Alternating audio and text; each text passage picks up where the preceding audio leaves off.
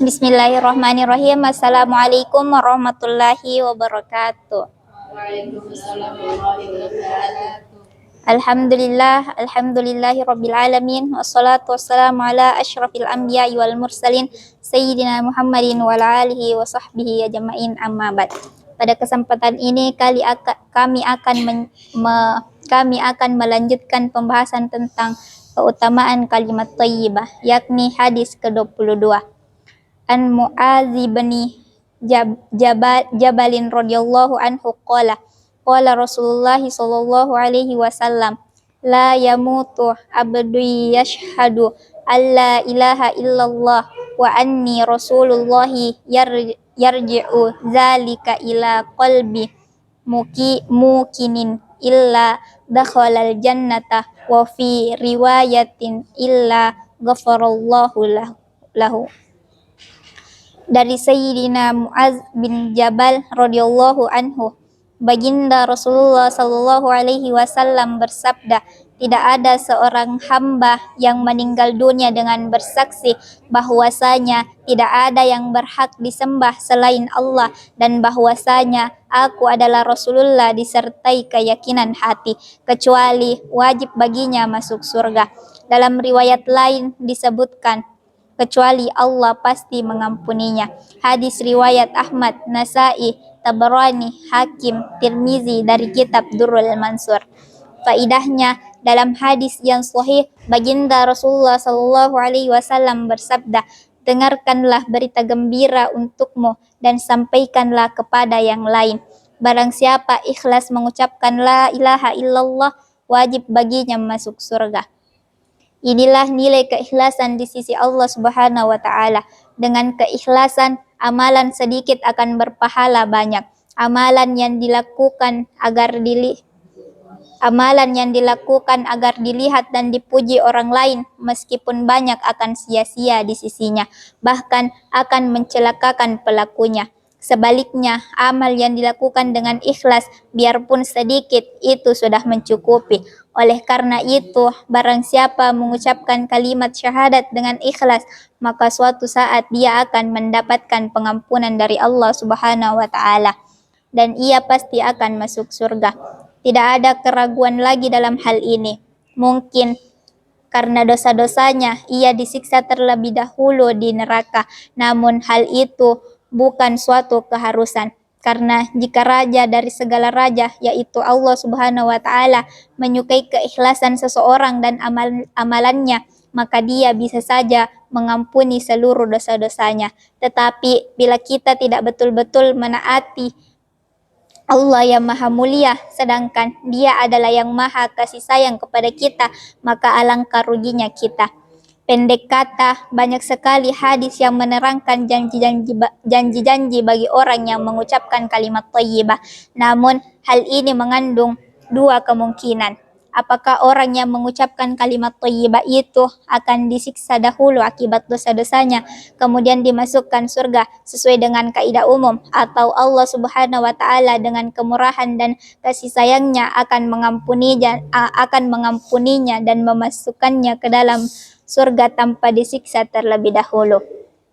Ketika Syekh Yahya bin Aksam rahmatullah alaihi, seorang ahli hadis, wafat, seseorang melihatnya dalam mimpi. Orang itu bertanya kepadanya mengenai keadaannya.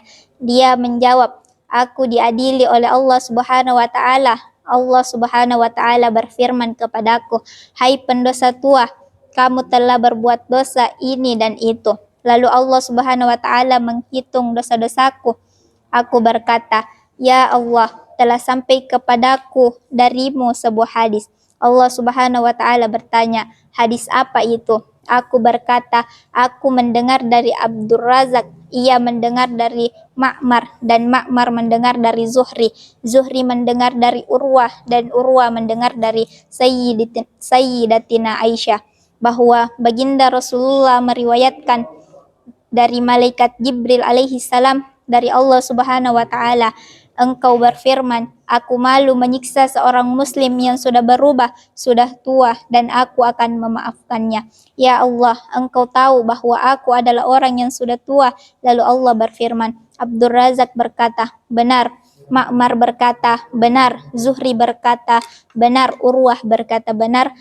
Apa yang dikatakan Aisyah adalah benar, dan apa yang disabdakan Rasulku adalah benar. Jibril juga benar, dan aku adalah yang maha benar. Selanjutnya, Yahya rahmatullah alaihi berkata, lalu aku disuruh masuk surga. Hadis ke-23. An Anas radhiyallahu anhu qala Rasulullah sallallahu alaihi wasallam laisa syai'un illa bainahu wa bainallahi hijabun illa qaula la ilaha illallah wa du'a al-walid. Dari Sayyidina Anas radhiyallahu anhu, baginda Rasulullah sallallahu alaihi wasallam bersabda, tiada suatu amalan pun kecuali antara ia dan Allah Subhanahu wa taala ada hijab selain ucapan la ilaha illallah dan doa orang tua untuk anaknya. Hadis riwayat Ahmad Ibnu Mardawai dari kitab Durrul Mansur. Faidahnya, tanpa hijab maksudnya adalah kedua amalan tersebut dikabulkan oleh Allah Subhanahu wa taala dengan cepat dan tidak ada sesuatu pun yang dapat menghalanginya untuk sampai kepada Allah Subhanahu wa taala. Tertulis sebuah kisah mengenai seorang raja kafir yang sangat kejam dan sangat membenci kaum muslimin. Kebetulan ia mengalami kekalahan dalam pertempuran sehingga tertawan oleh kaum muslimin. Kaum muslimin telah banyak menderita karena perbuatannya. Oleh karena itu, kaum muslimin ingin membalasnya. Kemudian ia dimasukkan ke dalam sebuah periuk besar berisi air yang mendidih. Pada mulanya ia menyebut dan memohon bantuan kepada berhala, tetapi ketika ia merasa hal itu tidak menolongnya, ia langsung memeluk Islam dan mengucapkan la ilaha illallah sebanyak-banyaknya. Dalam keadaan seperti itu, jelaslah ia membaca kalimah tersebut dengan penuh keikhlasan dan penuh kesungguhan. Allah Subhanahu wa taala langsung menurunkan pertolongannya. Maka turunlah hujan yang sangat deras sehingga memadamkan kobaran api. Periuk untuk merebus air itu pun menjadi dingin. Lalu datanglah angin topan besar yang menerbangkan periuk itu sehingga terdampar jauh di sebuah kota yang penduduknya masih kafir. Raja masih menyebut kalimah tersebut dan orang-orang berkumpul di sekelilingnya dengan rasa takjub. Ketika mereka menanyai raja, maka ia menceritakan seluruh peristiwa yang dialaminya sehingga semua penduduk kota itu masuk Islam. Hadis ke-24. An Itbana bin Malik radhiyallahu anhu qala Rasulullah sallallahu alaihi wasallam lan yuwafi abadu yaumal qiyamati yaqula la ilaha illallah yabtagi bidzalika wajhallahi illa hurrima 'alan nar.